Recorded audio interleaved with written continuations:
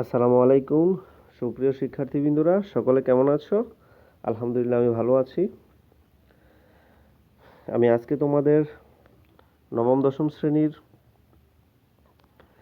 3.2 চ্যাপ্টারের 13 নং প্রশ্নের উত্তরটি ব্যাখ্যা করব। 13 নং প্রশ্নটিতে বলা আছে a plus B plus C equal to 0 হলে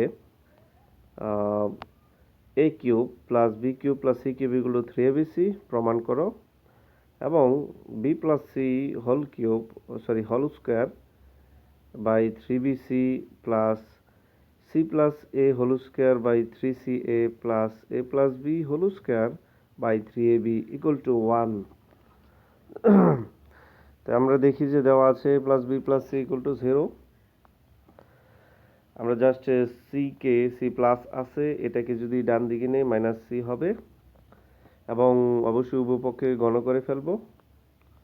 জাস্ট গণের সাধারণ সূত্র a cube plus b cube plus 3ab into a plus b, আর মাইনাস সি কে হোল কিউব করলে মাইনাস সি কিউব, অর্থাৎ মাইনাসকে 3 বার গুণ করলে মাইনাস গুণ মাইনাস গুণ মাইনাস, মাইনাসকে যদি আমরা আবার পুনরায় গুণ করি মাইনাস গুণ মাইনাস গুণ মাইনাস, মাইনাসে মাইনাসে প্লাস, প্লাসে মাইনাসে মাইনাস, রেজাল্ট পাবো আমরা মাইনাস। তারপরে এ প্লাস বি এর মান বসাবো মাইনাস সি, আর মাইনাস সি বসানোর পরপরই আমরা একটু খেয়াল করি যে minus C R A B 3ab গুণ করলে হয় প্লাসের 3ab গুণ করলে হয় মাইনাস 3abc। মাইনাস 3abcকে আমরা ডান দিকে নিয়ে যাব এবং মাইনাস সি কিউবকে আমরা বাম দিকে নিয়ে আসবো। দুজনের সামনে মাইনাস থাকাতে উভয়ই প্লাস হয়ে যাবে, দেখানো হলো।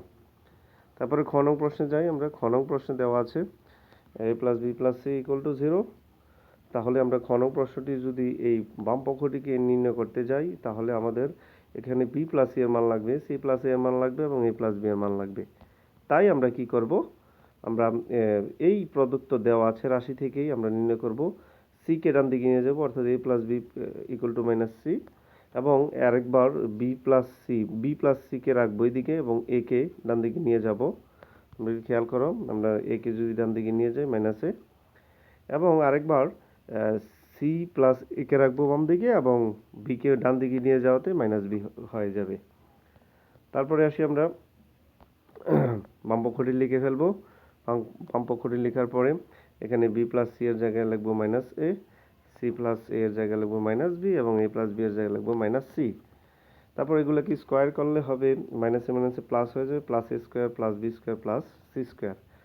তারপর আমরা 3bc 3ca 3ab লসাগু করব। তিনটির লসাগু হচ্ছে, আমরা জানি তিনটির লসাগু, তিনটি বীজগণিত রাশির লসাগু যখন কোনো ধ্রুবক দ্বারা হয় তখন এদের মধ্যে কমন যে ফ্যাক্টরগুলো থাকবে এগুলাকে নিয়ে নেব।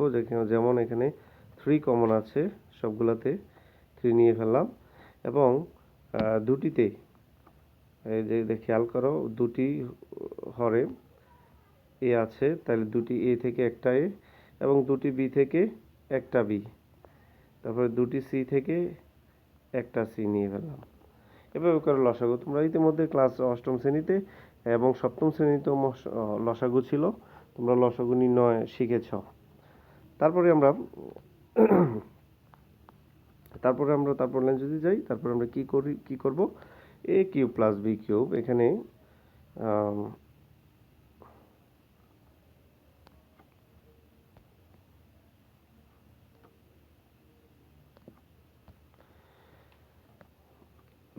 তিনটি হরের লসাগু নির্ণয়ের পর আমরা প্রত্যেকটি হর দ্বারা উক্ত লসাগুকে ভাগ করব, অর্থাৎ 3abc কে যদি আমরা 3bc দ্বারা ভাগ দিই, প্রথম হর দ্বারা ভাগ দিই, একটু খেয়াল করো, প্রথম হরটি হচ্ছে 3bc, ভাগ দিই তাহলে বি কর্তন হবে। এখানে কে আমরা কর্তন করে ফেলবো, বি সি কাটবে, এ 3 কাটবে, থাকবে এ গিয়ে গুণ হবে এ স্কোয়ারের সাথে, এ গুণ হবে এ স্কোয়ারের সাথে, তো আমরা এ কে স্কোয়ারের সাথে গুণ করে ফেলবো। এখন এ স্কোয়ারের সাথে গুণ করাতে হবে এ কিউব।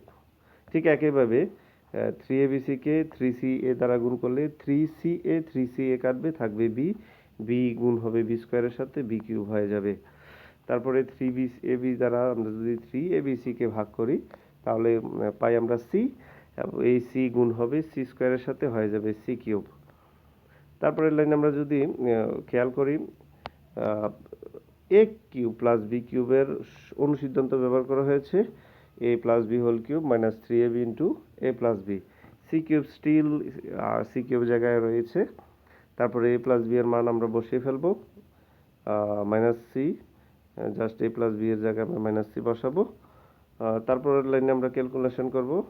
তারপরের লাইনে ক্যালকুলেশন কি, মাইনাস সি কে হোল কিউব করলে মাইনাস সি কিউব, আর 3ab ইন্টু মাইনাস সি, এখানে 3ab অবশ্যই মাইনাসের, তাহলে মাইনাসে মাইনাসে হবে কি প্লাস, প্লাস 3abc।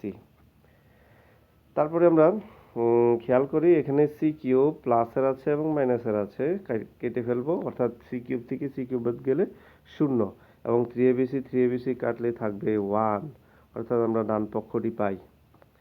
এ হচ্ছে তোমাদের এই অঙ্কটির সমাধান। এই অঙ্কটি তোমরা অন্য আরেকটি চ্যাপ্টারও পাবে, অনুপাত সহানুপাত চ্যাপ্টারে পাবে। ওই চ্যাপ্টার থেকে অঙ্কটি এভাবেই ঠিক একই নিয়মে করতে পারবে, খুব সহজভাবে। এই অঙ্কটি একটি ইউনিক অঙ্ক, তোমরা এই অঙ্কটি খুব ভালোভাবে আয়ত্তস্থ করবে, কয়েকবার বাসায় করবে, তাহলে ইনশাল্লাহ ভালোভাবে তোমরা এই অঙ্কটি পরীক্ষা উপস্থাপন করতে পারবে। ধন্যবাদ সকলকে।